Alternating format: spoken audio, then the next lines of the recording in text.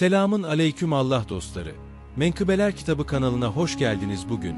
Sizlere yetim Salim'in amcası Hasan tarafından çöle terk edildikten sonra değişen hayatını anlatmak istedim. Şimdi kulaklığınızı takıp arkanıza yaslanın ve gözlerinizi kapatıp bu hikayenin keyfini çıkarın. İyi dinlemeler. Uçsuz bucaksız bir çölün kenarındaki küçük bir köyde, altın renkli kumların sonsuzluğa uzandığı, masmavi gökyüzünün ufka değdiği bir yerde, Salim adında küçük bir çocuk yaşardı. Salim, annesini ve babasını trajik bir kazada kaybetmişti. Bu acı olay onu bu koca dünyada yapayalnız bırakmıştı.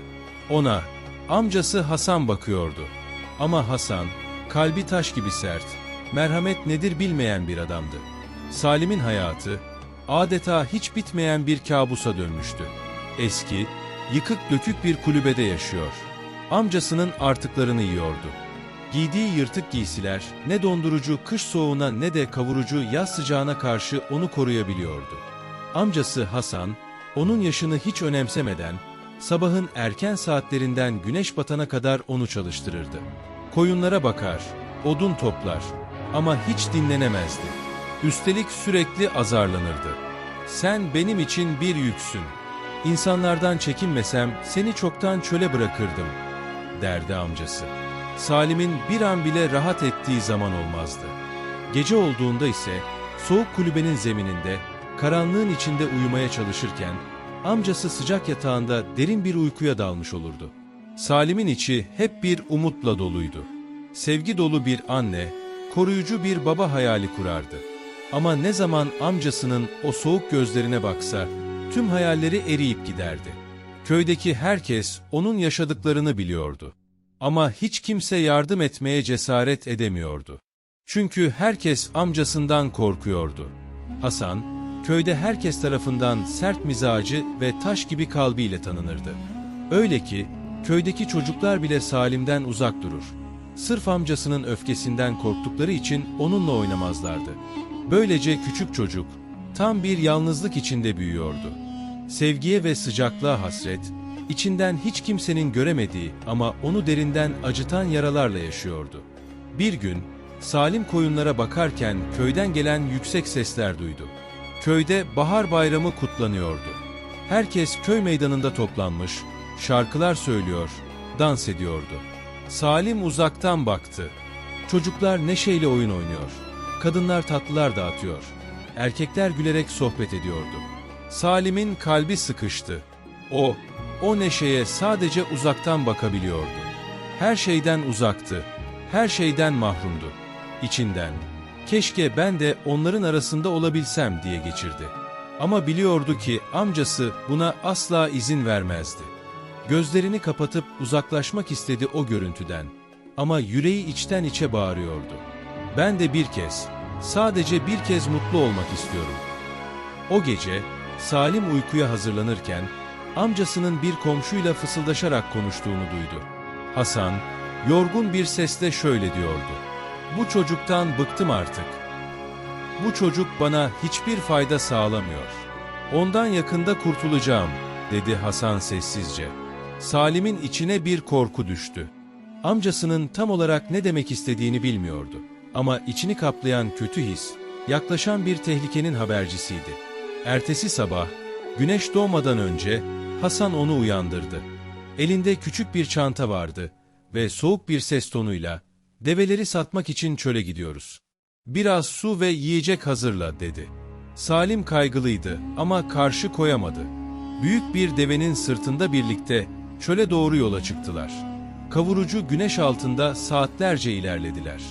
Salim, nereye gittiklerini, çantada ne olduğunu, neden bu kadar uzaklaştıklarını merak ediyordu.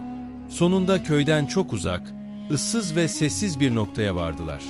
Hasan aniden durdu. Soğuk gözlerle Salim'e baktı ve "İşte burası. Sen burada kalacaksın. Seni köye geri götürmeyeceğim," dedi. Ardından elindeki çantayı yere fırlattı. Hasan deveden indi. "Salim, bekle. Beni burada bırakma," diye bağırdı ama amcası arkasına bile bakmadan tekrar deveye bindi ve hızla uzaklaşmaya başladı. Salim şimdi çölün tam ortasında yapayalnız kalmıştı. Göz alabildiğine sadece kum vardı. Panikle etrafına bakındı ama hiçbir yer yoktu gidecek. Devenin ayak izlerini takip etmeye çalıştı. Fakat rüzgar izleri çoktan silmişti. Susuzluk iyice bastırınca çantayı açtı. İçinde sadece az bir miktar su ve birkaç parça kuru ekmek vardı. Amcasının onu burada bırakmayı çok önceden planladığını o an anladı. Güneşin altında yürümeye devam ederken susuzluk peşini bırakmadı. Dilinin damağına yapıştığını hissediyordu. Boğazı sanki yanıyordu. Aklında sadece bir düşünce vardı. Bir damla su. Sadece bir damla, onu bu cehennemden kurtaracak bir damla. Tam ümidi tükenmek üzereyken uzakta, yarısı kumlara gömülmüş eski bir kuyu gördü. Sanki çöl, içinde sakladığı bir hazineyi ona göstermişti. Sevinçle doldu. Kalbi yeniden umutla çarpmaya başladı. Elinde kalan son güçle kuyunun olduğu yere doğru koşmaya başladı. Bu, onun için adeta yaşama doğru koşmaktı. Fakat kuyunun yanına geldiğinde arkasından hafif bir hırıltı sesi duydu. Yavaşça arkasına döndü. Bir anda kendini vahşi kurtlardan oluşan bir sürünün ortasında buldu. Sarı gözleri karanlık bastıkça daha da parlıyor. Sivri dişleri güneş ışığında tehditkar bir şekilde parıldıyordu. Kurtlar yavaş yavaş ona doğru yaklaşıyor. Sanki Salim'in yüzündeki korkuyu seyretmekten zevk alıyorlardı. Her biri ona aç gözlerle bakıyor. Avlarını yakalamanın son anlarını sayıyor gibiydi. Salim tamamen savunmasızdı. Ne silahı vardı, ne yiyeceği, ne de kendini koruyacak bir aracı. O an, önünde tek bir seçenek kaldığını fark etti. Kuyu. Hemen kuyuya baktı. İçinde bir su kovasına bağlı sarkıtılmış ip vardı. Tereddüt etmeden atladı ve tüm gücüyle ipe sarıldı. Kurtlar kuyunun çevresini sardı. Üstten ona bakıyor. Hırlayarak kuyunun başında bekliyorlardı. Düşmesini sabırsızlıkla bekliyorlardı. Gece boyunca Salim o karanlık ve soğuk kuyuda sadece ince bir ipe tutunarak asılı kaldı. Ellerinin acısına, vücudunun yorgunluğuna rağmen bırakmamaya çalıştı. Yukarıdan gelen hırıltılar, kurtların ağır soluk alışları hala kulağındaydı. Onlar oradaydı. Hala onu bekliyorlardı. Ama Salim, düşerse öleceğini biliyordu. Bu yüzden uykuya ve yorgunluğa karşı direndi. Sanki o ip hayatının son umuduymuş gibi sıkı sıkıya tutundu. Şafak sökerken kurtlar birer birer uzaklaşmaya başladı. Sanki artık onu beklemekten vazgeçmişlerdi. Salim, tehlikenin geçtiğinden emin olunca yavaşça kuyudan çıkmaya başladı. Yorgundu, bitkindi ama içinde güçlü bir kararlılık vardı. Artık biliyordu ki çöl zayıfları affetmezdi. Hayatta kalmak istiyorsa mücadele etmeye devam etmeliydi. Yola koyuldu. Rüzgarın silmeye cesaret edemediği eski kervan izlerini takip etmeye başladı. O izler, sanki onu güvenli bir yere götürecek gizli bir haritaydı. Güneş sırtını kavuruyor, sıcak kumlar ayaklarını yakıyordu ama asla durmadı. Çünkü durmak, ölüm demekti. Yorgunluk ve açlık vücudunu zorlarken, susuzluk boğazını kavuruyordu. Her adımı son adımı gibi hissediyordu. Ama içinde bir şey vardı. Belki umut, belki sadece yaşama içgüdüsü, onu durmaksızın ileriye itiyordu. Tam o sırada, güneş ışığında parlayan bir şey gördü. Sıcak kumların arasında yere düşmüş gibi duran, parlak bir nesne. Salim, ayakta zor durarak yavaşça o yırtık eski torbaya doğru ilerledi.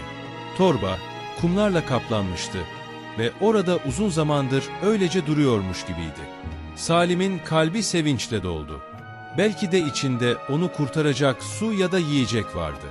Titreyen elleriyle torbayı hemen açtı. Ama içinden ne su ne de yiyecek çıktı. Sadece güneş ışığında parlayan, garip şekilli bir yüzük vardı. Salim yüzüğün ne olduğunu bilmiyordu. Ama onun değerli bir şey olduğunu hemen hissetti. Yüzük ağırdı ve üzerindeki oyma şekiller çok eski bir hikayeyi anlatıyor gibiydi. Salim yüzüğü yırtık kıyafetinden kopardığı bir bez parçasına sardı ve cebine dikkatlice yerleştirdi. Artık elinde büyük bir sır taşıyormuş gibi hissediyordu. Yürümeye devam etti ama yorgunluğu her adımda artıyordu. Bacakları titriyor, gözleri yorgunluktan bulanıyordu.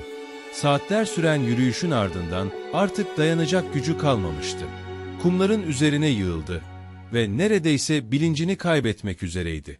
Güneş bedenini kavuruyor, rüzgarla savrulan sıcak kumlar etrafında dönüyordu. Sanki etrafındaki kumlar canlanmış da onu yutmak isteyen yaratıklara dönüşmüştü. İşte o anda Salim'in içini derin bir umutsuzluk sardı. Başını kaldırıp masmavi gökyüzüne baktı. Sanki yardım istiyordu. Sonra gözlerini kapattı. Yorgunluğa boyun eğdi. Ama cebindeki yüzük hala parlıyordu. Sanki ona fısıldıyordu. Daha pes etme. Tam bilincini kaybetmek üzereyken uzaktan çan sesleri duydu.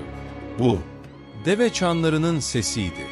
Salim başını zorlukla kaldırdı ve uzaklarda yaklaşmakta olan bir kervan gördü. Kervan büyüktü, çeşitli mallar taşıyordu ve belli ki tüccarlar şehir yolundaydı. Salim var gücüyle bağırdı ama sesi sadece rüzgarda kaybolan cılız bir fısıltı gibiydi. Neyse ki tüccarlardan biri kumların üzerinde yatan vücudunu fark etti. Kervan hemen durdu ve adamlar hızla koşarak yardımına geldi. Ona soğuk su verdiler. Hayatında içtiği en lezzetli suydu bu. Ardından taze ekmek ve birkaç hurma ikram ettiler. Salim kendine gelmeye başladığında, kervanın lideri ona bu tehlikeli yerde neden yalnız olduğunu sordu. Salim, başından geçenleri kısaca anlattı ama yüzükten hiç bahsetmedi. Tüccarlar onun hikayesinden çok etkilendiler ve onu yanlarına alıp yakındaki şehre götürmeye karar verdiler. Şehre vardıklarında Salim'i büyük bir şaşkınlık karşıladı. Burası hayat dolu bir yerdi. Sokaklar insanlarla dolup taşıyor. Çarşılar rengarenk eşyalar ve uyumlu seslerle kaynıyordu. Salim, sanki cehennemden cennete geçmiş gibi hissetti. Tüccarlara gösterdikleri iyilik için teşekkür etti ve şehri keşfetmek üzere dolaşmaya başladı. Gördüğü her şey onu büyülüyordu. Kalabalık pazar yerinde yürürken, birbirine karışan sesler ve göz alıcı renkler arasında hayranlıkla ilerliyordu. O sırada bir grup insanın heyecanla bir şeyler konuştuğunu duydu. Sessizce yaklaşıp dikkat çekmeden kulak kabarttı. Adamın biri yüksek sesle, "Kral, kızının kaybolan yüzüğünü bulan kişiye büyük bir ödül vereceğini duyurmuş," dedi. Başka biri cevap verdi. "Evet, ben de duydum. O yüzük, kralın kızına yaklaşan düğünü için verdiği çok değerli bir hediyeymiş." Üçüncü bir adam ise şöyle ekledi. "Yüzük elmaslarla süslüymüş ve üzerindeki işlemeler eşsizmiş. Onu bulan kişi, kralın krallığının 1/4'ine sahip olacakmış." Bu sözler Salim'in kulaklarında yankılandı. Cebinde taşıdığı gizemli yüzüğe sıkıca sarıldı. Belki de bu yüzük, onun kaderini sonsuza dek değiştirecek umuttu. Salim birden çölden bulduğu o garip yüzüğü hatırladı. Günlerdir cebinde sakladığı, gizemli ve değerli görünen o yüzük. Yavaşça cebine uzandı. Yüzüğü dikkatle çıkardı ve güneş ışığında incelemeye başladı. Yüzük öylesine parlaktı ki, üzerindeki elmaslar gökyüzündeki yıldızlar gibi ışıldıyordu. Yüzeyindeki o tuhaf işlemelerse, sanki çok eski bir çağdan kalma gizli bir hikayeyi anlatıyordu. Yüzük, pazarda adamların tarif ettiğiyle birebir örtüşüyordu. Salim'in kalbi heyecanla çarpmaya başladı. Sanki kaderi yeni bir yola giriyordu. İçinden, acaba bu gerçekten kayıp yüzük mü? Eğer öyleyse, bu hayatımı sonsuza kadar değiştirebilir mi? Diye düşündü. Bir kez daha yüzüğe, ardından uzaktaki görkemli saraya baktı. İçindeki his ona bunun belki de tek şansı olduğunu söylüyordu. Ama aynı zamanda sorumluluğun ağırlığını da hissediyordu. Ya bu yüzüğün ardında hayal bile edemeyeceği bir sır varsa? Ya bu, daha büyük bir maceranın sadece başlangıcıysa? Salim, sarayın yüksek kapılarına vardığında, nöbetçiler onu dikkatlice süzdüler. Üzerindeki yıpranmış giysiler ve yorgun hali gözlerinden kaçmamıştı. Ama Salim, cebinden yüzüğü çıkarıp kararlılıkla onlara gösterdi. Göz kamaştıran yüzüğü görünce nöbetçilerin bakışları değişti. Şaşkınlıkla birbirlerine baktılar ve hiç tereddüt etmeden onu hemen kralın huzuruna götürdüler. Salim, ihtişamlı taht salonuna girdiğinde kral altın tahtında oturuyordu. Etrafı vezirleri ve muhafızlarıyla çevriliydi. Salim büyük bir saygıyla yüzüğü uzattı. Kral, yüzüğü titreyen elleriyle aldı. Gözleri dolmuştu. Yüzüğe baktı. Sonra duygulu bir sesle, "Kızımın onurunu kurtardın ve ben de sözümü tutuyorum. Krallığımın 1/4'ünü sana veriyorum. Artık bu topraklardaki en saygın asilzadelerden biri olacaksın," dedi. Sarayda herkes bu haberle büyük bir sevinç yaşadı. Salim'in onuruna kutlamalar düzenlendi. Bir zamanlar yoksulluk içinde yaşayan o çocuk, şimdi krallığın en zengin ve saygın insanlarından biri olmuştu. Ama Salim, çölde geçirdiği o zorlu günleri asla unutmadı. Açlıkla, korkuyla, soğukla geçen geceler hala aklındaydı. Kazandığı büyük serveti sadece kendisi için kullanmadı. İhtiyacı olanlara yardım etmeye karar verdi. Evsiz aileler için barınaklar yaptırdı. Açlara yemek dağıttı. Parası olmayan çocukların okuyabilmesi için okullar açtı. Salim, krallıkta merhametin ve cömertliğin sembolü haline geldi. Hayatın bazen en karanlık anlarda bile insanın önüne fırsatlar çıkarabileceğini öğrendi. Bir gün, hayır işlerinden birini denetlerken arkasından tanıdık bir ses duydu. Dönüp baktığında, birkaç adım ötede amcası Hasan'ı gördü. Yüzünden pişmanlık ve utanç okunuyordu. Hasan kısık bir sesle, "Salim, sana çok büyük bir haksızlık yaptım. Affını istiyorum," dedi. Salim, bir zamanlar acısının ve yalnızlığının kaynağı olan amcasına baktı. Sonra sakin bir gülümsemeyle, "Seni affettim. Çünkü öğrendim ki başkalarına verdiğimiz iyilik bize kat kat geri döner," dedi. "Hayat bana ikinci bir şans verdi. Ben de başkalarına aynı şansı vermek istiyorum." Hasan büyük bir utanç duydu. Ama Salim elini uzattı. Ona yardım etti ve hayır projelerinden birinde çalışmasına izin verdi. Böylece Hasan da yeğeninden merhameti, insanlığı ve cömertliği öğrenmeye başladı. Salim'in hayatı iyilikle, bilgelikle dolu geçti. Onun hikayesi yıllar boyunca çocuklara anlatıldı. En karanlık anlardan bile bir ışığın doğabileceğini gösteren bir örnek olarak hafızalara kazındı. İnsanlar Salim'den gerçek gücün başkalarına yardım etmekte saklı olduğunu öğrendiler. Ve hayatın bazen umulmadık yerlerden fırsatlar sunduğunu anladılar. Böylece Salim yalnızca bir asilzade değil, aynı zamanda umudun ve insanlığın sembolü haline geldi. Ardında nesiller boyunca sürecek bir iyilik mirası bıraktı.